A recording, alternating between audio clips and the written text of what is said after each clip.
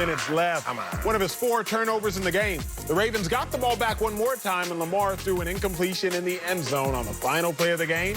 And the Steelers still undefeated. After the game, head coach Mike Tomlin said about Lamar, quote, "We have respect for him, but we don't fear him." Oh, say it with your chest, coach. Marcellus, were you more impressed with the Steelers or disappointed in the Ravens yesterday? Disappointed in my Ravens. Yeah, my Ravens, damn it, because I like the Ravens. I like how they ball. I like how they get at their defense first and that running game and that unanimous MVP at quarterback. Who's Tomlin trying to fool with that?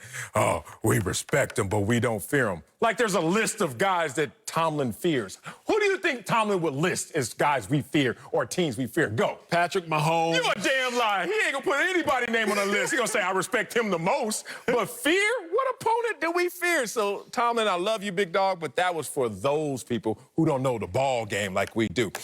It took the Pittsburgh Steelers to the last second to beat the Ravens that threw a pick 6 in the first possession without marking with only 2 starting offensive linemen. It took them down to the last second of the game, nail-biter, for them to beat that squad. Oh, I'm disappointed in you, Ravens, because you had this one. This should have been the game that the Ravens won, but they had the issues, self-inflicted. Then they didn't go out there and totally dominate the game. They had the game won, it felt like. It felt like one of those games, Acho, where when you look up, you're like, God, the team that won, I don't know if they played better. But they won, so I'm disappointed in the team that lost because they actually played better, and that's how I feel about this. I agree on some accounts, bro. There are games where you watching and you looking at the scoreboard like, wait, what, they ahead?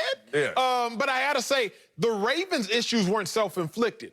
The Steelers went out there and they inflicted the punishment. The Steelers, they went out there and they took what was theirs. Again, we talk about the delineation between turnovers, just giving the ball away, and takeaways when the defense goes and gets it. On paper, they look the same, but in reality, they're very, very different. The reason I give credit to the Steelers and the reason I think the Steelers are the best team in the National Football League right now, Lamar Jackson, he had never had 4 turnovers in his career.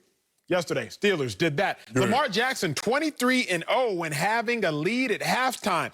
Now he's 23-1 after Sunday's game when having a lead at halftime. The Steelers did things against Lamar Jackson we've never seen Lamar Jackson do before. Turnovers and individual things as far as turnovers, collective things as far as a team. So when I look at who really went out there and dominated that football game, the Steelers did. The Steelers went out there, took what was theirs, rivalry matchup. Lamar Jackson had to show up. He looked very human. And in all honesty, I think Mike Tomlin was being honest, being nice, rather. When he said, we respect him, I think he was just saying that so people don't get mad. I'm not even convinced that he respects him. The way they played against him, Lamar fumbled 3 times. He only lost 2 picks. I don't even know if Mike Tomlin would have reason to respect him after the way he made Lamar look. Does he respect Ben Roethlisberger? Because if he does, the week before, Ben threw 3 picks, almost lost that game. So guess what? You respect your quarterback for having a turnover day. You can respect the unanimous MVP for having a turnover day. Coach. Oh, look, Acho, I'm going to steal one of your phrases, but kind of adopt it as mine because I'm going to add a layer to it that really takes it over the top and makes it almost a Wileyism. You always remind me that sometimes you lose a game because of points. You don't have enough. And sometimes you lose a game because of time. You just ran out of it.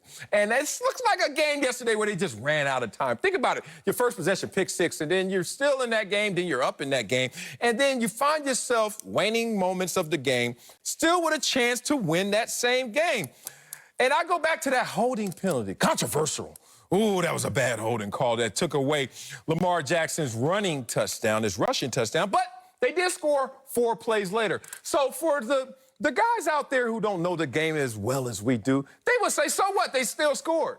But what about the time? 1 minute and 30 seconds elapsed off of that between those 4 plays. That would have been the 130 they needed to win that game because I don't know. They lost in points, but they lost more so in the time. They suffered because they had to rush through that last series. I think if they had time on the clock, big dog, they would have won that. I respect that, but let me now talk globally. Let me talk from a bird's eye view. The reason I respect the Steelers and the reason I'm impressed with the Steelers, because this mantra, which is really not a traditional mantra for 2020, it works. They got no egos. Their leading receiver, like I said, Juju, he had 67 yards receiving. Remember, the Ravens star receiver after the game, he took to Twitter, deleted the tweet, but he took to Twitter. The Steelers, on the other hand, you got guys who gonna ball one week, disappear the next week, and they like, it's all Gucci as long as we're winning. The other reason I respect the Steelers, they're one of the few teams in the league that really still play defense. Like you could tell Mike Tomlin was hyped at the end of the game, not just because they won, but also because they won with the defensive stop and the defensive stand, and Mike Tomlin has always been a defensive guy.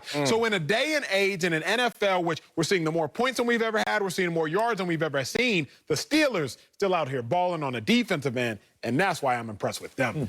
Coming up, Uncle Jimmy has a lot to say about the Cowboys-Eagles game.